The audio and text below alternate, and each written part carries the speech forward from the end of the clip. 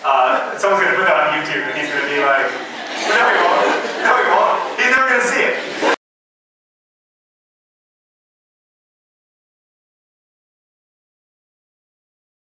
Prince Prize winning, New York Times best-selling, all-around awesome dude, Mr. John Green.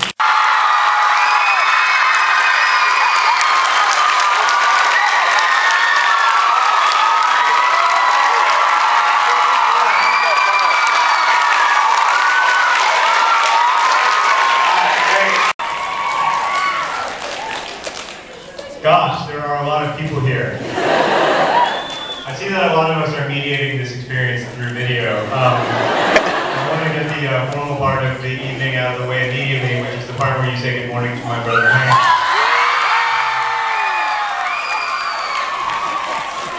So you can just, it's good, I realize that it's not currently Monday, but it will be Monday at the time, my friend. So if you could just say good morning Hank, it's Monday on 3, 1, 2, 3. So Hank, that's a lot of nerd fighters, and this is Hosni Mubarak. That's called a transition, Hank. It's a skill of professional writers. I cut the cheering, so you guys did all that for nothing, but thank you. I'm really delighted to be here, and I'm, as always, happy to be in Pittsburgh and grateful to Pittsburgh. I want to thank the Pittsburgh Arts and Lecture Series and the Carnegie Library. I want to thank all of you for being here. I do want to thank, frankly, the best part of the evening has already happened. So I hope you enjoyed that, because that was top-class entertainment. I want to thank Robert Bearcove, Lauren and Matt, who are so great and write songs about books in a way that reminds all of us that there is great stuff to be made out of the great stuff that is made in this world. And I look up to Lauren and Matt and so much. And I also want to thank Siobhan, who's just amazing. If you can't tell from that introduction, she's a heck of a good writer. And she lives right here in Pittsburgh, and her books are for sale today. And I really urge you to check out her work, because she's amazing. So I want to thank everybody. Carrie O'Connor has been driving me around all day today. I want to thank her as well, and made all of this possible. There's a lot of people here. So I'm going to try not to freak out, but there are a lot of you. Also, this isn't very funny, so just prepare yourselves for that. There will be a Q&A session, however, so hopefully that will be funny. All right, so I have this kid.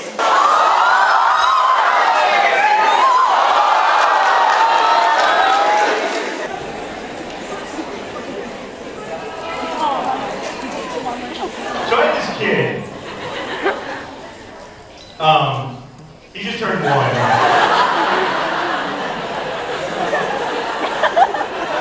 That's fast. So my kid just turned 1. He's a really cool kid. His name is Henry. But he seems to believe that he's actually and literally the only person who has ever existed in all of human history. And he believes, I want you to look into his eyes and see how true this is. He believes that all other carbon-based life forms are robots, whose sole purpose of existence is to see that he gets whatever he wants at the precise moment he wants it. It's kind of like Henry doesn't understand that other people are people. I'm fascinated by this problem, partly because I think it's universal, and partly because if I could convince Henry of the value of empathy, he would be much less likely to wake me up at 3 o'clock in the morning. So with that background, I want to talk a little bit today about why I write books and make videos. But first, I want to tell you a story. And some of you have already heard this story. In fact, many of you have. So for you, I gave you Gary Busey family photo to look at for a while. Because that's funny.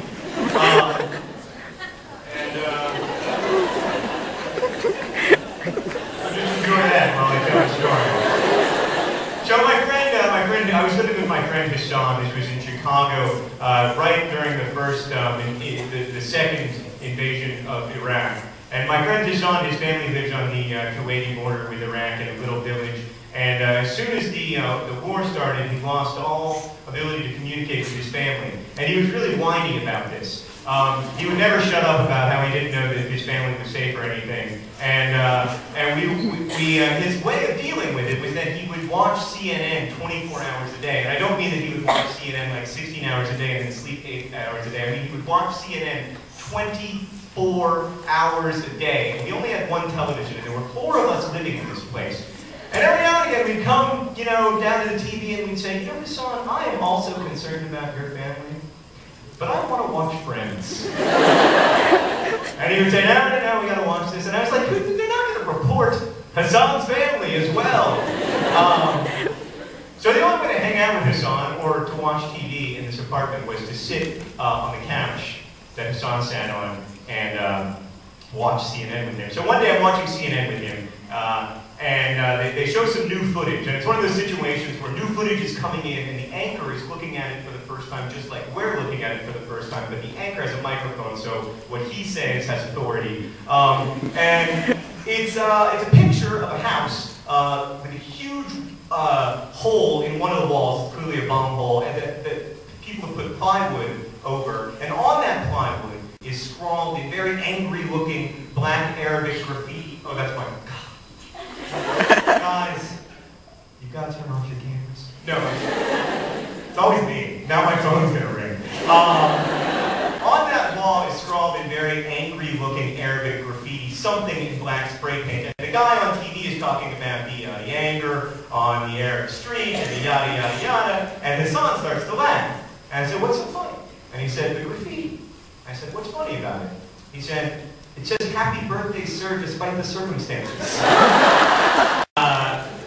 So clearly the problem of failing to apprehend the full and complete humanity of people other than oneself is not a problem that is reserved solely for my son. It was as a direct result of that story, by the way, that I ended up writing my novel, An Abundance of Catherines, because I wanted to write about a regular Muslim kid living in America for whom being a Muslim is not finally that big of a deal. So my question to you tonight is how we come to believe that other people are as human as we are, that people far away from us have birthdays and real griefs and real joys. I believe that it is through story, that in fact that's why we invented story in the first place. When I was a teenager, it was stories like The Catcher in the Rye and The Bluest Eye and Fallen Angels that were so incontestably true and human that I could not deny the humanity that I shared with the people in those stories. And one of the funny things about reading, as opposed to, living, is that when you're living, you see everyone in the context of you, right? So your best friend is your best friend. Your girlfriend is your girlfriend. You don't see people in the context of themselves. But one of the magical things about reading is that you do come to see people in the context of themselves. You stop being you all the time.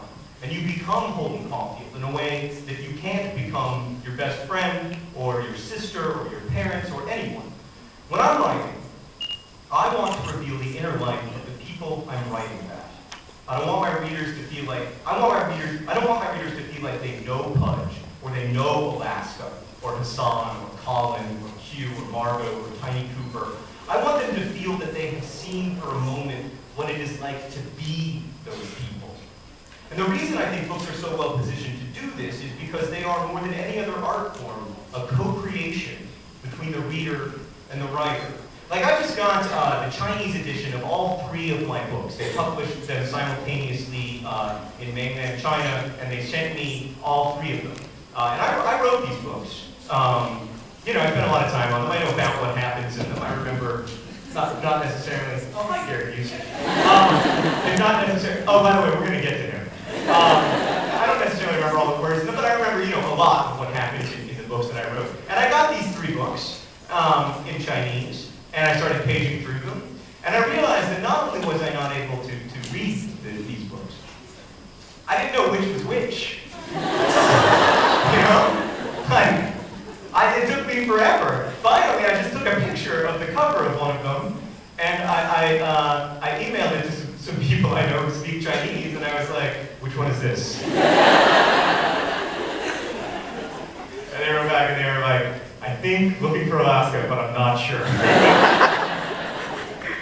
And the reason for that is that I can't crack the code of Chinese. but I can crack the code of English. So, I mean, essentially, this is just meaningless scratches on a page until you interpret it, until you take it and make it real in your mind. That to me is the absolute magic of writing and of reading, is that because there is this act of abstraction, because I have to take what's inside of my mind and basically write it out in hieroglyphs, and then you translate it. You become the co-creator of the work in that act of translation. That fascinates me because what I really like in writing or in making videos or in my life is collaboration. Like, I like making stuff with people I like. And that for me is what reading is. And I believe that because readers co-create novels to such an extent, we as readers find ourselves inside the lives of other people so completely that I, at least, become finally convinced of the reality of other people. This raises, by the way, the distressing possibility that my son will not be able to understand that I am important and my sleep is important until such a time as he is able to read. In a strange way, I would argue that this confirms our own existence, because most of our mattering is wrapped up in the context of one another.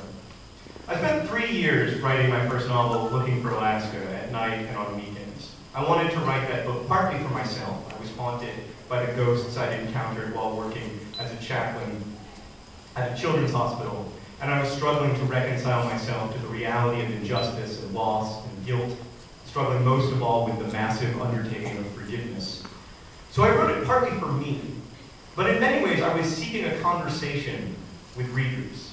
I didn't want to make something for an audience. I wanted to make something with an audience. That's why I write books. I want to make stuff with people I like. And that's also why I make videos on the internet. And now we come to the UC. The brilliant thing about the internet is that at its best, it's really different from television or movies or even video games. TV is something that you watch. The internet, like books, can be something that you help create. Like Busey. So, okay, in early 2009, a user to the Something Awful forum uploads a picture of a photoshopped Gary Busey at a convention. Let's take a look at that Busey. There he is. By the way, for those of you who don't know, Gary Busey is a troubled American actor. And something about his face kind of reveals the darkness and pain and terror that's inside all of us. So when you Photoshop his face onto other people's faces, it's funny, but it's also sad. Because it's true. Like all true things, both funny and sad. Alright, so a user uploads this to the Something Awful forums. A few hours later, someone else comments, "I liked your picture, but it needed more views."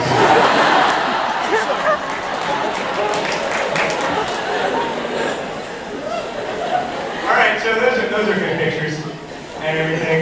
But then a couple days later, someone gets on that same forum and says, I don't want to brag or anything, but I think I have created the most important Gary Busey photo in human history. And then someone else responds, "I like your photo. Needs more Busey." And there you have it, ladies and gentlemen. The most beautiful thing that the internet ever made. Gary Busey family photo.